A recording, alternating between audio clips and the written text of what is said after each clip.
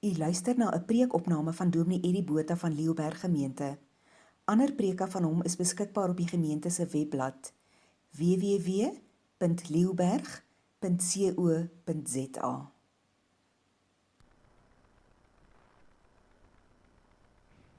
Ek gaan weer begin waar ons die afgelope tyd maar besig is in Korintiërs.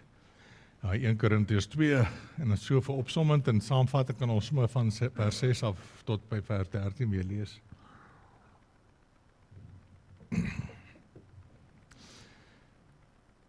Goed, terwyl ons so stil is, kom ons vra die seën van die Here ook op vanaand. Here Jesus, ons is weer vanaand in U teenwoordig. Ons soek U aanraking, ons soek U stem, ons soek U leiding. En dankie dat U ook in hierdie week weer vir ons bewus maak hoe geweldig belangrik dit is dat ons in die Gees is en in die Gees wandel. En ons sal vra dat U ons oop sal maak daarvoor en ons bewus sal hou daarvan. Dat dit gaan oor 'n intieme verhouding met U, 'n geesbeheerste nuwe lewe in U. En nie oor al die paraphernalia wat die wêreld en die kerk dit uitmaak nie. Dat ons dit afskaal en terugbring na wat U dit bedoel het ook. En dankie vir U toerusting. En dat U alles gegee het wat ons nodig het hiervoor. Kom Here, kom wees vanaand ook hier, kom o Gees, kom praat, kom word verheerlik in ons midde. Amen. As ons studeer die deeltjie lees, dan sal dit nou vir julle mooi opvang waarmee ons besig is. Hy sê tog wat ons verkondig, wysheid, maar net die vir ryp is. En dan 'n wysheid wat nie van hierdie wêreld is of van die heersers van hierdie wêreld nie. Hulle is bitterdiene aan die ondergaan. Wat ons verkondig is die wysheid van God, die verborgde waarheid verbek was en wat vir ewigheid af vir ons voorbestem het tot ons ewige heerlikheid. Nie een van die heersers van die wêreld het hierdie wysheid geken nie. As hulle dit geken het, sou hulle nie die Here van die heerlikheid gekruisig het nie. Maar soos geskrywe staan, wat die oog nie gesien nie, oor nie gehoor het nie, en wat in die hart van die mens nie opgekom nie, dit het God gereed gemaak, vir die wat hom lief het. Aan ons dan het God dit deur die Gees bekend gemaak, want die Gees soek alle dinge, ook die diepste geheimnisse van God. Watter mens ken die verborgde dinge van die mens, behalwe die Gees van die mens wat in hom is. So ook ken niemand die verborgde dinge van God nie, behalwe die Gees van God. Die Gees wat ontvang het, is nie die Gees van die wêreld nie, maar die Gees wat van God kom. So weet ons wat God ons uit genade geskenk het. Dit verkondig ons ook, nie met geleerde woorde wat menslike wysheid ons leer nie, maar met die woorde wat die Gees ons leer. So verklaar ons geestelike dinge aan mense wat die Gees het. Dit sê ons kyk hierdie Pinkster 'n klein bietjie anders na die Heilige Gees en die werking van die Heilige Gees. En ek hoop julle kom daarom agter as ons so deur dit werk en so deur dit praat, hoe geweldig belangrik dit vir ons is, ons nood aan die teenwoordigheid van die Heilige Gees in die werking in ons lewens. En dat ons 'n geesbeheerste lewe sal hê en 'n pad saam met hom sal stap. Ons het gisteraand afgesluit net met die woorde wat Tauser sê, there's a inward beauty, life and loveliness in divine truth, which can be known only when it's digested into life and practice. En dis die geesbeheerste lewe waaroor dit gaan. Dit gaan nie oor 'n teologie nie, dit gaan nie oor 'n leer nie. Hy sê digested into life and digested into practice. Dit moet verteer word, geabsorbeer word in my lewe en in my praktyk in. Hierdie woord vir ons as kinders van die Here is nie net woorde wat ons hoor nie, dis woorde wat ons lewe affekteer en dis 'n lewe wat ons leef uit hierdie woord. En dit is waaroor dit gaan. Nou ons het kyk na hierdie week en sommer net so vinnig op te vang in wat ons oor gepraat het en die teks wat ons gelees het. Hierdie wysheid kom van God en word geopenbaar van God. Dit kom nie deur menslike geleerdheid nie. Hy sê in vers 6, net vir die daarvoor ryp is. Die wat geleer het om te wandel na die Gees en te luister na die werking van die Heilige Gees. Vir die wêreld, vir hulle is dit onsin, dis nie vir hulle nie. Maar hy gaan verder in vers 7, nie te sê, dit is net so wysheid nie, dis ook verborge dinge. Daar's dinge wat die Gees openbaar wat 'n geheimenis is, met ander woorde, my intellek en my rede, my redenasie, kan nie by hierdie dinge uitkom nie. Ek het nodig dat God hierdie dinge vir my wys. Wie en wat hy is, wat hy doen, wat hy in my lewe wil hê. Daar is 'n magdom van dinge wat geopenbaar moet word aan my. En dis wat die Gees doen ook. Hy sê dis dinge wat vir ons uit die ewigheid bedek was, wat voorheen bestem is tot ons ewige heerlikheid. So hierdie dinge is vir ons voorbestem, vir ons heerlikheid, vir ons groei en alles wat ons het in ons Here Jesus Christus. Nou saam te vat wat ons oor gepraat het, vat ek weer 'n aanhaling van Tauser, want hy stel dit vir my goed. Hy sê, God gives a spirit to apprehend himself and intellect to apprehend theology. There's a difference. Albei is noodsaaklik. Maar ek wil nou vanaand stilstaan by die gedeelte en die gevaar van die gedeelte van die tweede deel. Ons het die Gees van God nodig om God te ken. Ons het teologie nodig om die Bybel te verstaan. En albei is nodig, maar daar's 'n probleem in die kerk. En ek wil twee foute aanraak wat baie prominent is, ook in die uur wat ons aan lewe. Dis nie in die kerkie, dis so oud soos ons kerk self, maar vandag baie sterk voorgesteek word, en mens sien dit in die kerk, en jy sien dit in die simptome wat die kerk wys. Die nommer 1 fout wat gemaak word, is dink dat ek kan die Bybel, die dinge van God, op 'n doodnatuurlike manier verstaan. Ek kan dit my eie insig kry in sy koninkryk, en alles wat daar rondom gaan. Ek kan die teologie lees, ek kan die dogmatiek daarvan lees, ek kan gaan lees oor die kruis van Christus en al daarvan, en ek dink uit my eie kan ek dit verstaan. En as ek die teologie verstaan, dan dink ek verstaan God. Ek dink as ek dogmatiek ken, dan ken ek vir God. En dit weet ons is nie waar nie. Ek kan 'n boek optel, 'n autobiografie van 'n persoon. Ek kan daai boek goed lees en goed bestudeer. Ken ek daai persoon? Ek weet net wat hy geskryf het. Ek ken daai persoon glad nie. As daai persoon nie met my in 'n verhouding kom, en ek en hy in 'n wisselwerking met mekaar is nie, kan ek nooit sê, ek ken daai persoon nie. Jy kan 'n boek van Nelson Mandela gaan optel en gaan lees oor sy lewe, sy biografie, alles wat hy gehaal het. Ek ken van hom, maar ek ken hom nie. En dis 'n groot fout wat ons maak, dat ons dink as ons staan op intellektuele verstaan van dinge, dan kan ons God verstaan en dan kan ons God ken. Maar God is een wat net geopenbaar kan word deur sy Gees, en ons kan net hom deur sy Gees ken. Die tweede fout wat naby dit loop is, dat ek dink ek kan alles begryp wat geopenbaar is, dat ek dit kan verstaan. Maar vers 9 sê vir ons wat die oog nie gesien het, die oor nie gehoor het, nie in die hart van die mens nie opgekom het, dit het God gereed gemaak vir die wat hom lief het. Met ander woorde, daar's dinge wat ons geopenbaar moet word en gewys moet word, wat buite my verwysingsraamwerk is, wat bo my begrip is, bo my verstand is. Ek kan self nooit daarby uitkom nie. Geen sistematiese teologie en uiteensetting gaan my ooit by hierdie kennis en die insig bring nie. Dit kan nie op 'n natuurlike wyse by uitgekom word nie. Daar is sekere dinge wat ons net nooit kan begryp nie.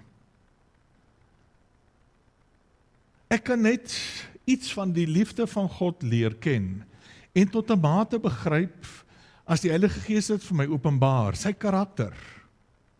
Dit kan vir my abstrakte teologie bly wat ek van lees. As ek kan vat en al die attribute van God opnoem op my punt en sê, maar die Bybel leer ons al hierdie dinge.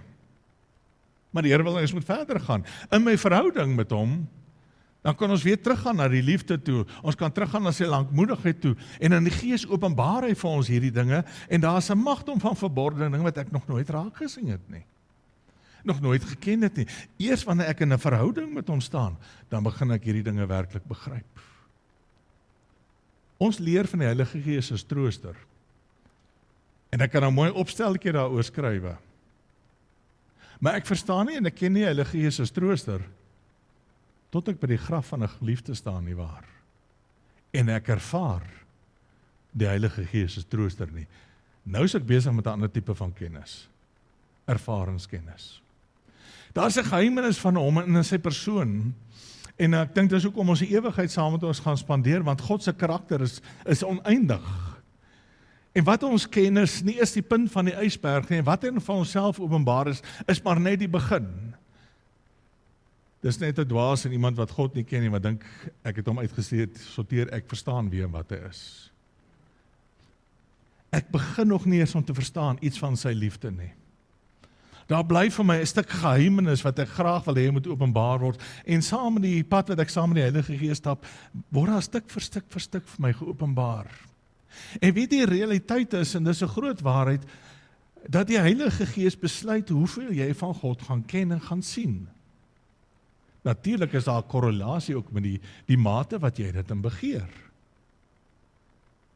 Moses het nie opgehou nie, ek wil die teenwoordigheid, ek wil die aangesig van God sien. En hy het geleef en hy het gepraat met die Here oor en oor en oor en oor, tot die Here op 'n oud vir hom in 'n skeer gedruk het en sê, okay, kom ek wys jou my agterkant. Daar's iets daarin wat in ons karakter moet wees, en daai begeerte en daai honger, onverstaanbare honger en dors na U, Here, openbaar U self aan my. Maar dit help nie ek lees net die Bybel nie, dit help nie ek werk net deur die Bybel nie, as U dit nie vir my oopbreek nie. My natuurlike verstand kan hierdie dinge net nie begryp nie. Ek het 'n verligting nodig. Ek het verheldering nodig. Daar is nou dinge wat die Here aan my gaan openbaar, wat altyd vir my duister sal bly. Want ek is 'n mens. In al die jare wat ek saam met die Here op pad gestap het, verstaan ek nog glad nie die drie eenheid nie. Ek kan teologies daaroor praat, maar my kop is te plat om te verstaan dat dit 3 persone is en een wese is. My kop is te plat om te verstaan en dat hy nog altyd was. My kop kan verstaan ek gaan altyd wees. My kop kan nie verstaan dat ek nie begin het nie. Want ek kan nie atemporeel dink nie. So as dinge wat God openbaar, want ek in 'n verwondering oor hom staan, oor sy karakter en die aspekte van sy karakter, wat ek net kan sê, maar Here, ek weet nie hoe die dinge saamwerk nie. Ek weet nie waar my gees en my gedagtes begin en waar U eindig nie, maak dit saak. Die Here pas saam met pad, hy openbaar homself en daar's dinge wat ek begryp, daar's dinge wat ek leer en sien, daar's dinge wat ek net weet, ek sal dit nooit kan begryp nie. Ek sal dit nooit kan insien nie. Geestelike waarhede, dis 'n belangrike ding wat ek wil hê julle die week moet vat. Die geestelike waarhede wat die Gees vir ons leer uit hierdie woord, kan nie intellektueel verstaan word nie. Dit moet geestelik verstaan word. En dit, waar ons begin het by vanaand se deel, dit kom in 'n lewende verhouding met die Gees, en dan besig te wees met die Gees en sy dinge, en dan begin hy woord oopbreek. Julle het dit ervaar al hoe jy met Bybelstudie besig was en hoe ek met die woord besig was, skielik breek goed vir my oop. Engelse praat van die infusion, daardie inenting, daai inwerking van die Heilige Gees. En dan breek dit verby al my intellek en al my vermoë en dan begin ek raak sien wat raak gesien moet word. En dit doen die Here wat Gees is vir ons. En hy doen dit uit die skrif. Dis die belangrikste gedeelte vir ons. Vers 11 sê vir ons, watter mens ken die verborgene dinge van die mens, behalwe die Gees wat in hom is. En dis die werk van die Gees, om die verborgene dinge van God aan ons bekend te maak. So ook ken niemand die verborgene dinge van God nie, behalwe die Gees van God, so ons het hom nodig. Die teks sê nie, so ken niemand die verborgene dinge van God nie, behalwe die mens wat Bybelstudie doen. Nie waar nie. En ek wil jy dit mooi by jou insit, want dit is belangrik. Al die ure se Bybelstudie, al die dinge wat ek aan spandeer, sal niks beteken as die Gees nie daar is as my oopbreek nie. Dit raak net 'n dooie roetine. En ons hou van ons roetines.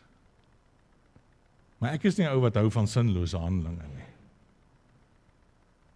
Daar moet iets sinvols wees. As die Gees betrokke is, dan raak dit iets sinvol.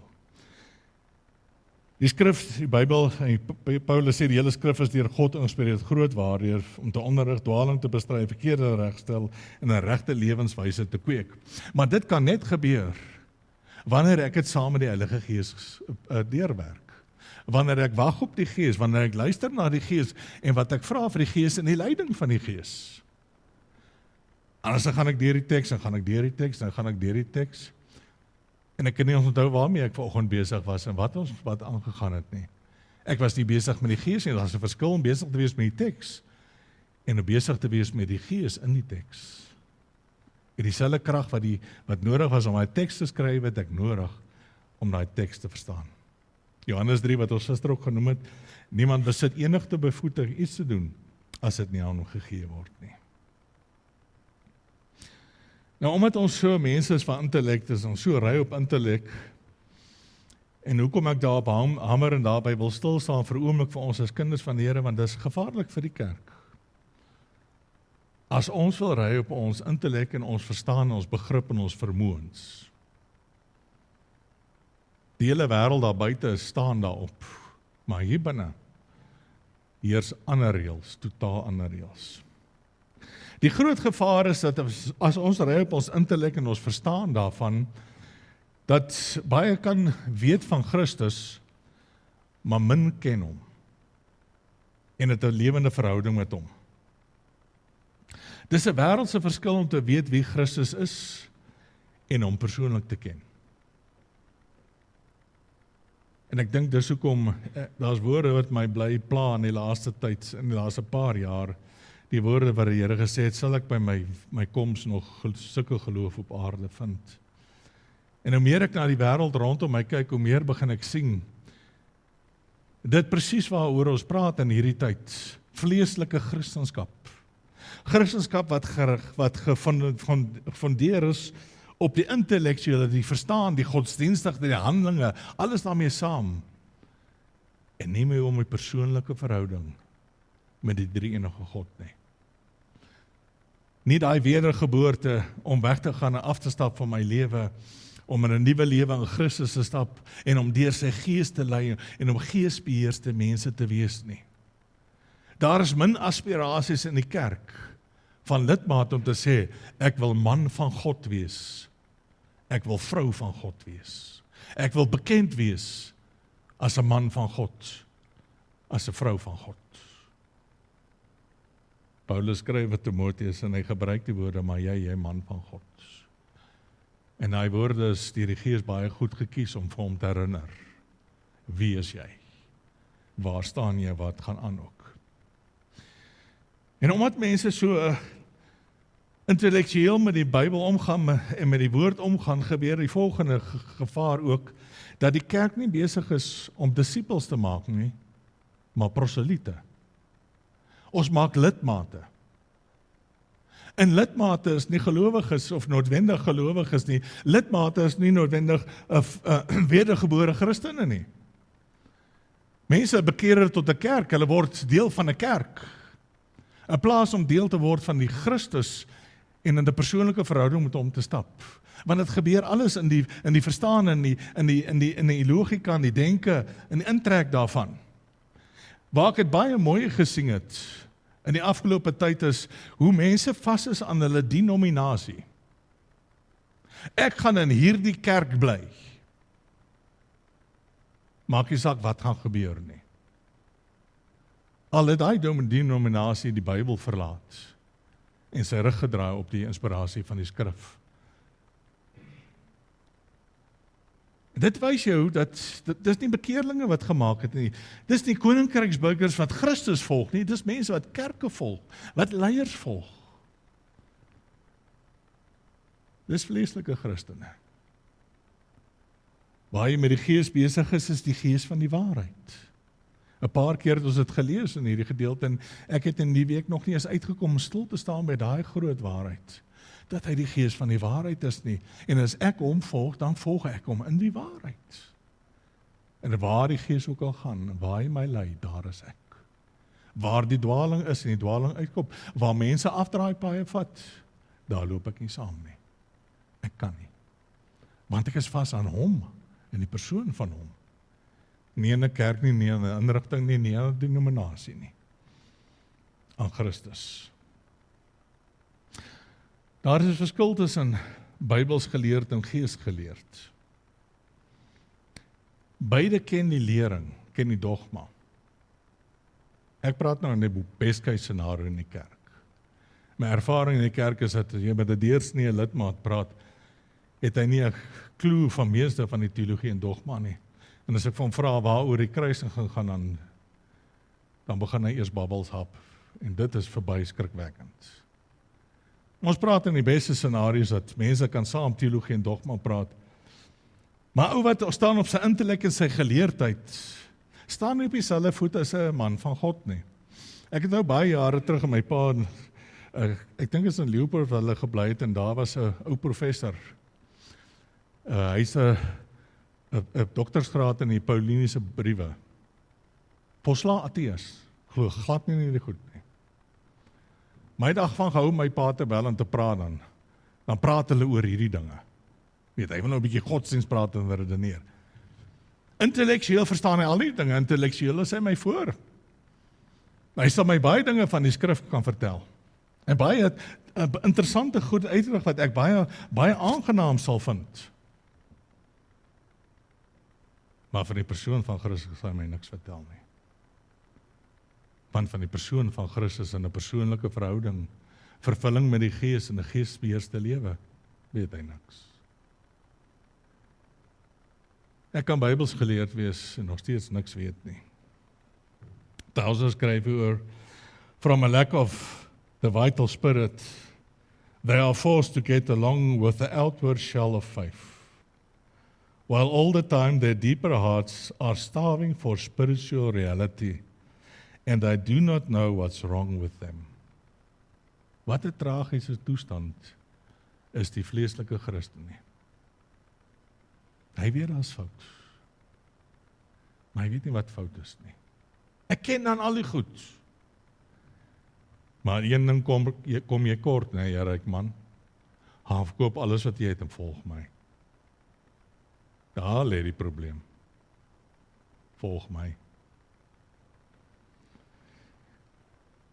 St. Thomas het van gepraat, pragtige heilige man van God. Na aanleiding van die Israeliete wat voor Moses kom staan het en die Here wil met die volk praat. Hy sê nee, Moses, laat God met jou praat, jy praat met ons. Ons wil nie God met ons praat nie, net nou sterwe ons. 'n Baie hartseer deel. En sy gebed is net 'n uittreksel uit sy gebed. En hy sê vir die Here, let not Moses speak unto me, nor any of the prophets, but rather do thou speak, O Lord God, the inspirer, the enlightener of all prophets, for thou alone with them canst perfectly instruct me, but they without thee can profit nothing. Here, praat U self met my. Al hierdie profete en al hierdie dinge, as U nie met my praat, dan beteken dit niks. Kind van die Here, is dit nie die gebed wat ek in my oggend moet hê, voor ek my Bybel oopmaak nie. Here, praat met my. As U nie met my praat nie, wat help dit? Ek is met al hierdie dinge besig. En ek verstaan dit nie. En die wonderlike ding is, nie elke oggend nie. Maar daar is oggende wat die Here vir ons kom en hy kom besoek ons. En hy breek die woord oop. Op sy tyd. Wanneer die Gees besluit, jy is reg vir 'n nuwe inligting.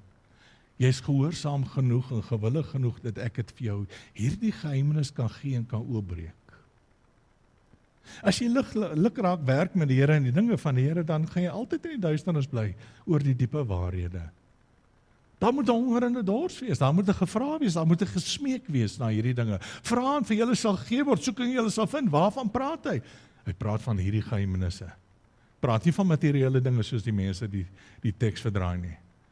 Dis 'n teks oor gebed en die soeke na God en die soeke na Christus en die geheimenisse van Christus. En ek sal hierdie dinge vir julle leer, ek sal dinge vir jou wys. Besef jy dat jy ken God so goed as wat jy hom wil ken.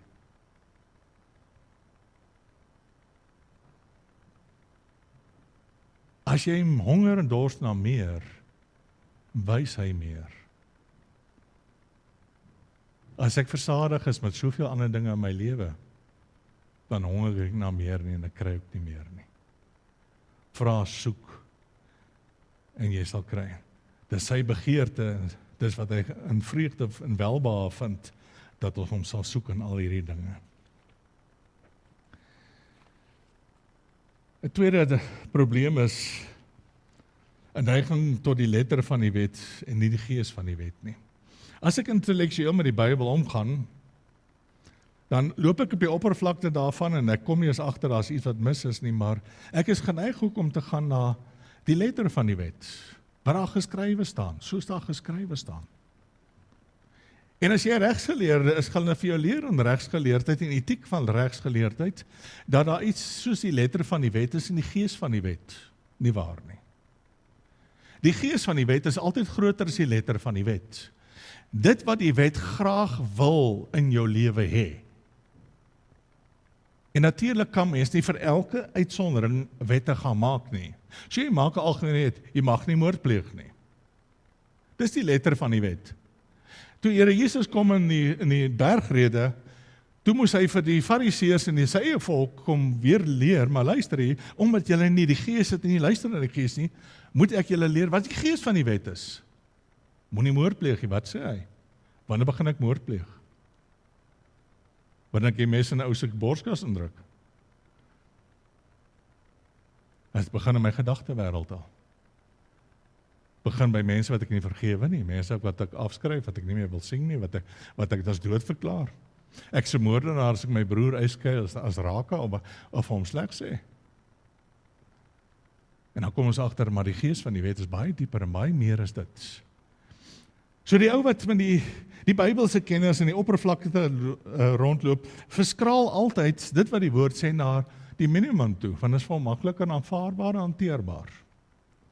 Daar is baie mense wat vandag nog sukkel rondom die Sabbat. Ek verstaan nie hoekom hulle daarmee sukkel nie, maar omdat ek verstaan waaroor dit gaan.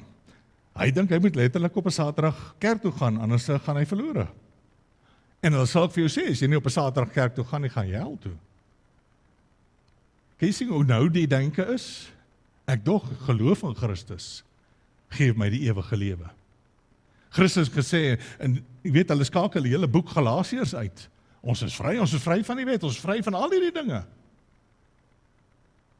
Ek is nie vry om te doen net wat ek wil nie, ek is 'n slaaf van Christus, en die Bybel sê vir ons moet as gemeente by mekaar kom.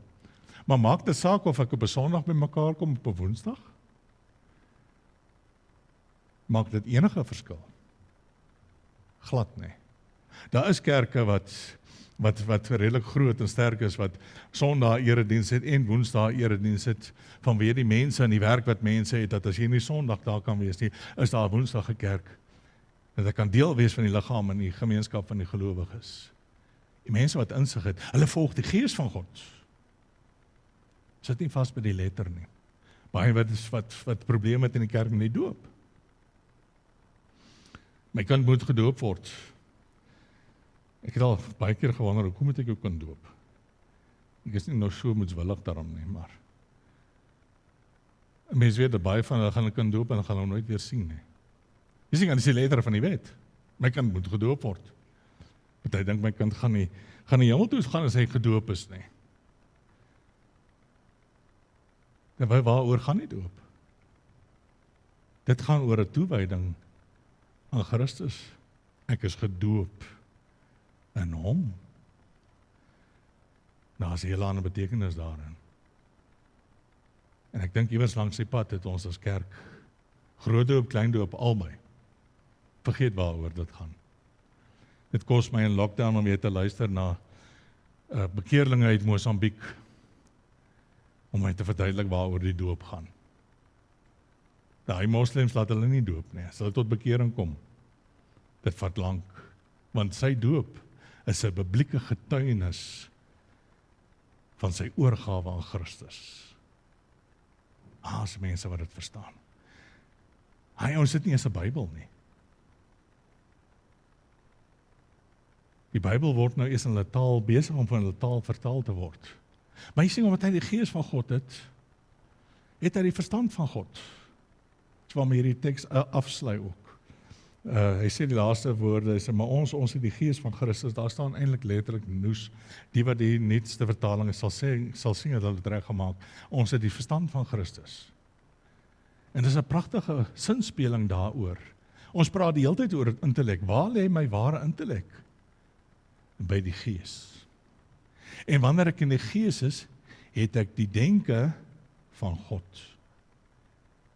En dan verstaan 'n eenvoudige bekeerling uit Afrika, uit die moslim geloof, met die agtergrond van Christendom het nie, die doop beter as die meerderheid van mense, wat sondig na sondig in die kerk sit. Hoekom? Hy het die denke van God, hy verstaan hierdie dinge. En dis die dinge wat ons moet kry en najaag. Ek wil klaarmaak met die belangrikheid van 'n geesbeheerste lewe bo intellektuele denke. Want daar's gevolge in die kerk. As ons dit nie voorstoot nie en nie daarop fokus nie. As ons wil ry op ons intellek en ons verstaan van die skrif, is daar 'n paar gevolge. Nommer 1 is, deur die bank, dat 'n Christen se lewe lyk net soos die wêreld se lewe. Daar's geen verskil tussen 'n Christen en die ou daar buite nie. As dit bloot gaan om intellektuele verstaan van die skrif en die teologie en die dogmatiek daarvan, is daar nie 'n wedergeboorte nie en daar's niks in my lewe wat drasties verander nie. Ek lyk net soos al die ander by die werk. Ek klink soos al die ander ouens by die werk. Ek tree op soos al die ander ouens by die werk. En ongelukkig trap ons nou op 'n groot spul sogenaamde Christene in hierdie wêreld. Baie ouens wat so in die kerk behoort en ernstig is oor die Bybel, maar met hulle eie verstaan, hulle eie begrip, probeer hulle self net beter maak, skoner maak, 'n bietjie beter lyk as die res. Maar daar's geen noemenswaardige verandering ooit in hulle lewens nie. En ek het vir julle nou die aand ook gesê, maar die gravitasiewet is in 'n geestelike lewe op, as jy nie nader aan Christus beweeg jy verder. En 'n bietjie suurdeeg wat ek toelaat, raak later die oorhand in jou lewe. Al probeer ek om 'n beter mens van myself te maak. Nog 'n gevolg van dat as ek met my eie verstand die skrif probeer staan en uitlei, is dat ek baie gemaklik omgaan met sonde in my lewe. Ek redeneer dit reg. Ek redeneer dat hierdie teks nie met my praat nie, ek is 'n goeie mens. Ek maak my staat op my intellek, my verstaan, my siening van dinge. Nie van 'n gees wat vir my dinge kom openbaar, kom uitwys, die verborgde dinge nie. Ek werk uit die plek van wat ek verstaan, my verwysingsdraawerk, my denkwerk. En dan kom sê die Bybel dis sonde en dan praat ons daaroor en redeneer daaroor. En omdat ek nie my deur die Gees laat lei nie, wat is die werk van die Gees? Primêre werk is om sonde in my lewe uit te wys. Gaan ek baie gemaklik om met sonde in my lewe. En ek redeneer dit reg, daarmee so erg nie. Weet ons botas, ons doen almal maar dit. En al die verskonings wat saam met dit gaan. Nog 'n gevaar vir die kerk as ons staan op die redenering, is dat ons die wetenskap gebruik om die Bybel te bewys en te argumenteer. Want jy sien, die denke is, en dis die logie wat gevloei word, dat as dit sin maak, dan gaan mense inkom. Maar intellek het nog nooit iemand na Christus toe gelei nie. Dis baie lekker vir Christene, en dit is wat mens mooi moet onderskei, dat die wetenskap vir ons beamoed dat die skrif waar is, soos ons nou gehad het met Creation Ministries. Dit beteken net vir kinders van die Here iets, nie vir die vleeslike Christen nie, want ek kan hom nie regmaak deur intellek nie. Ons kan al die bewyse gaan uithaal van die skepping, en dat daar bewyse is dat die wêreld 7000 jaar oud is, en alles wat die Bybel vir ons leer. Ons kan het wetenskaplik maar dit geen waarde werklik in die geestelike domein nie. Maar ons dink as ons nou geestelik, wetenskaplik omgaan ook, dan gaan ons mense wen. Die teendeel is ook waar binne die kerk, met die einste wetenskap. Dat wanneer die wetenskap vir my iets die teendeel sê, is ons geneig om die wetenskap te volg. Jy sal bitter min teoloë kry, wat vandag vir jou sê, maar ek glo dat die wêreld 7000 jaar oud is. Hoekom? Die moderne wetenskap glo in evolusie. En daarom hardloop aan. Ek het in 'n synodale vergadering gesit en hoor al die predikante wat glo in die skepingsverhaal uitlag. Ek weet waarvan ek praat. So wanneer die wetenskap iets anders sê as wat die Bybel sê, dan hardloop ons dan agter dit aan. En dit dan begin by die skepingsverhaal en dit stop nooit by die skepingsverhaal nie. Die volgende ding wat bevraagteken kom, ons intellektuele mense is die wonderwerke. Ons kan mos nie glo in die wonderwerke. Waar het jy nou vasgesien wat iemand insluk? Blijkbaar ken hy nie my God nie. Ek glo nie in 'n walvis wat hom ingesluit. Ek glo in 'n godgemaakte vis vir die baie spesifieke rede daarvoor. Daar is nie 'n vis wat dit kan doen nie. Hy was nie iewers in die sinusholte van een of ander walvis, so absurd. Mense, wetenskaplike bewees, soos God. Ons God praat en die wonderwerke gebeur, die hele kosmos kom voorskyn. My God is so wonderlik dat hy baie oulike vis ook kom maak vir 'n baie spesifieke geleentheid. Vir 'n baie hardhorende man. Die Here het al baie visse op my lewe gestuur om my te help te kom waar ek moet kom. Maar my God is 'n God van wonders, 'n God van krag, wat groot is.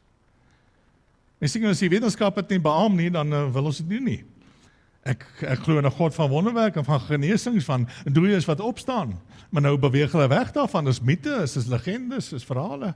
En dan loop dit uit, begin met die skepping, gaan na wonderwerke, en dan loop dit uit op die bevraagteken van die maagdelike geboorte, en dan loop dit uit op die opstanding van Christus, dit nie plaas vind nie. Jy sien, as ek wil ry op die rede, dan bly die verborge dinge van God vir jou altyd verborge. En jy ken hom nooit vir wie en wat hy is nie, en ek sien nooit sy glorie in hierdie wêreld nie. Dis net dinge wat ons as sy kinders kan raak sien, omdat sy gees dit vir my wys. En die grootste glories van God is partykeer in die kleinste van dinge. Waar ek hom glorie gee, want ek weet, dit was U wat hierdie ding gedoen het. Niemand anders dan nie. Ek het gevra, en ek het gesien, het voorsien. En God openbaar in al hierdie dinge, sy wonder, sy grootheid. Dan 'n laaste enetjie, as ons so ry met die mense in die redenasies, wat gebeur ook in kerke?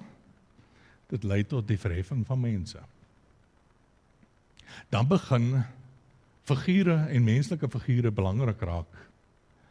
Sportsterre, wat hulle sê, is belangrik. Want die mense volg hulle, so as hulle nou kom praat hier, dan gaan mense kerk toe kom. En so staan die verkeerde mense op kansels, wat ek dink 'n verskriklike gruwel in die oë van die Here is.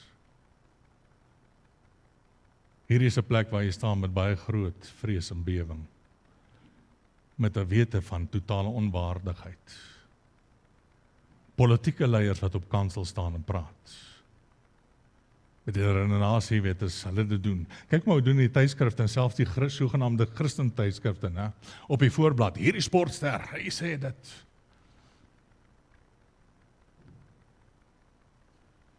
Met intellek kan ons nooit daar kom wees nie. In elk geval die fokus moet Christus en Christus alleen wees. Ek wil weer afsluit met 'n groot, soos ons laas afgesluit het van Tauser.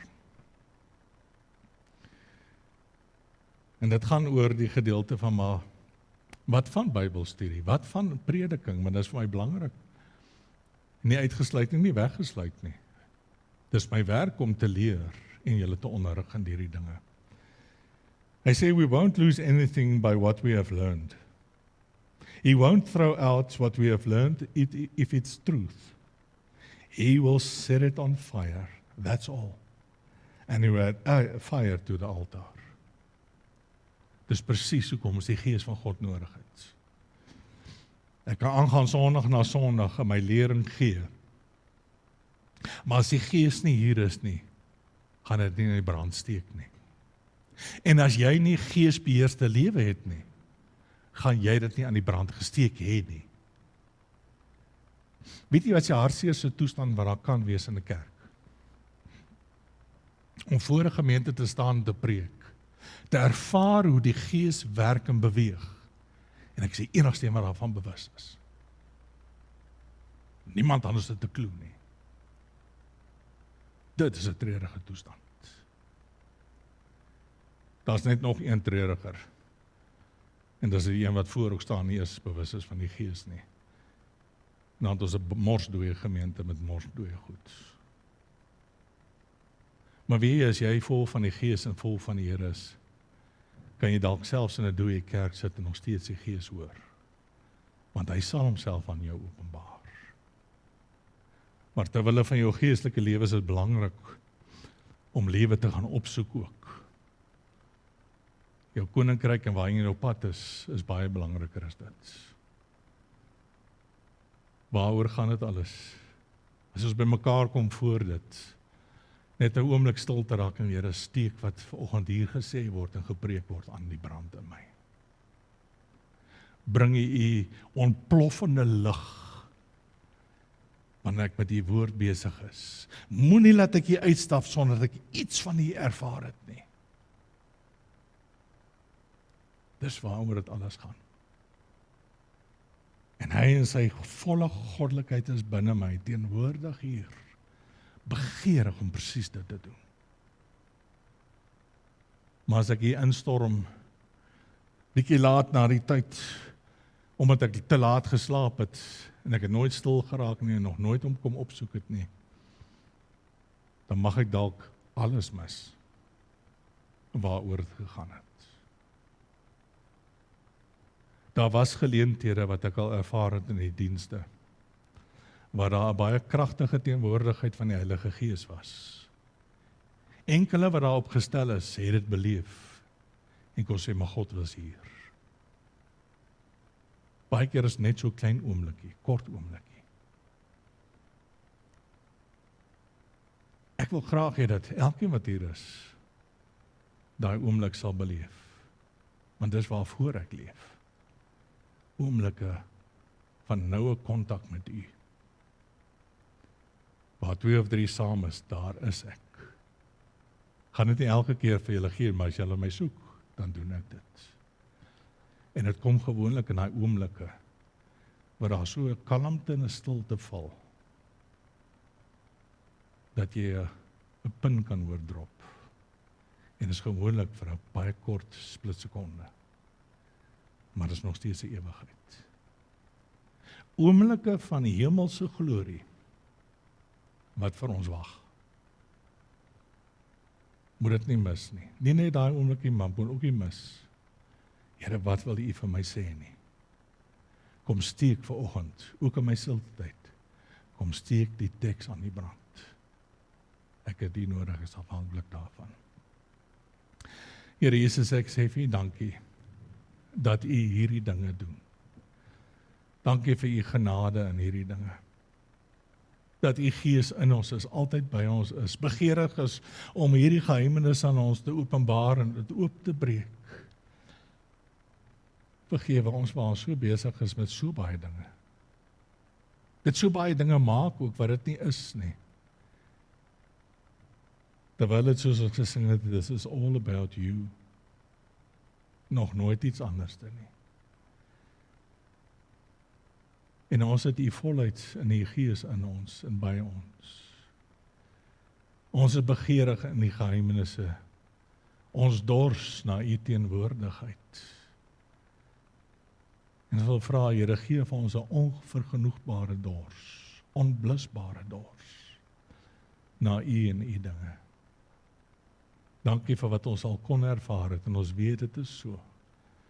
Ons hartsbegeerte is dat elkeen saam met ons hierdie geestelike pad sal stap, op pad na u, die hemelse stad toe. Amen.